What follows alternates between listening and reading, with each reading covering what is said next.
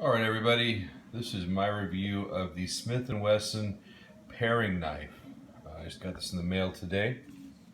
Seems very well made. Fits nicely right there in the pocket. There, you see there? Pull it out for quick paring. There's the activation switch. I'll show you how it works.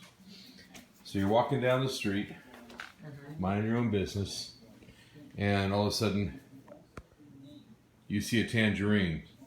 You have your paring knife, and you're in a hurry. Your left hand's occupied. You pull it out. There you go.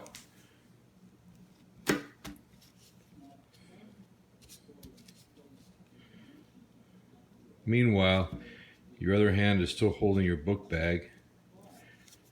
One-handed operation. I give this an A+.